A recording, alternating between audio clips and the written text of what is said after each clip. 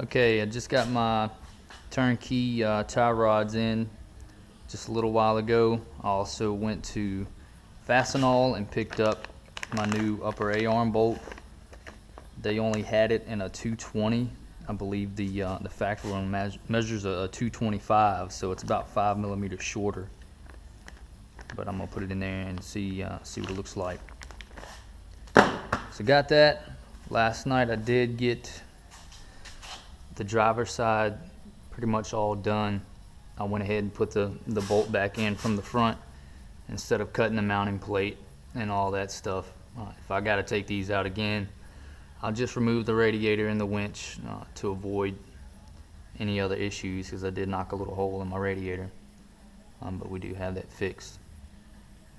But there is no play at all in these bushings, so they're nice and snug.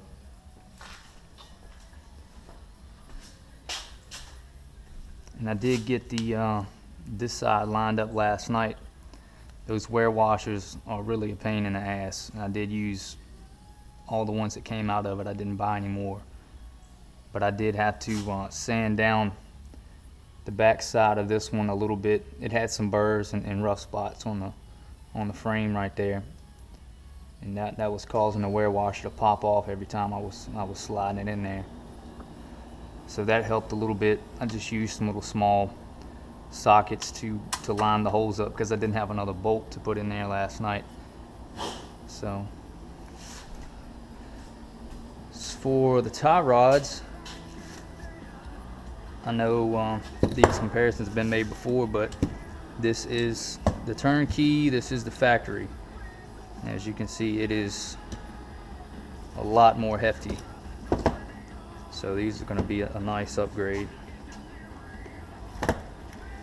as long as the steering rack holds up.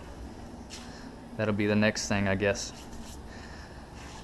So I believe that's it. I'm gonna try to get this side in right here and go ahead and probably put the radiator back in and get that filled up with some fresh fluid, get the winch bolted back in, and then put the tie rods on. I did take the tie rods off the big set of vice grips. They send the crow's foot, but when I was taking those upper A-arm bolts out, I just tried to take the old tie rods off, and I used a big set of vice grips, and it popped them loose, got them right off. So I didn't really need I didn't need this, but I'll keep it for future use.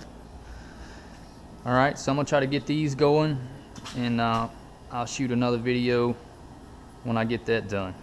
Alright, I finally got this side lined up. I'm gonna put this side back in through the front too, because back here in the back, it just seems like there's not enough room right here for the bolt head to come down to get in the right angle, come in the back side here. So I'm just gonna put this side back in through the front too. You know, if I gotta take it off or ever replace them again, like I said, the radiator just come out. And if you don't have this wear washer in there perfect,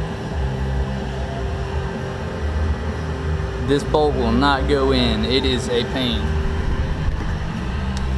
They have to be sitting dead on the end of the bushings. So I got this side in. I'm gonna work it down and try to get the back end aligned, and then get this guy bolted up. Alright, I did get finished today after about another 9 hours or so. I did fight with the back of this upper A-arm bushing. This rear wear washer was a pain for a while, but I got one of these punches, one that's got a good taper on it, and I just ran that through the firewall through there, and took another punch and placed it inside of where the wear washer and bushing's at. Just tapped it a few times, and that ended up getting everything lined up. That one wear washer just did not want to line up there, but that did help the issue. That fixed that. As far as the tie rods go, they're not bad to install. The boots are a tight fit. What I did, I put the clevis onto the rack up here and took the this tie rod end, it's on this end that mounts to the clevis, and ran that through the boot, so nothing but the thread is sticking out of the boot down here. And leave the nut on the inside of the boot there also. Take your rod and screw it on, and when you screw it on, that's gonna pretty much pop the end, this tight end of this boot up onto the rod. So that's how I did that. My radiator isn't leaking. That did get fixed, so we're all good there too. And for the question about removing these bolts with the radiator still in, I don't think you would be able to do it without taking these off, taking the hoses off. There's just not enough room.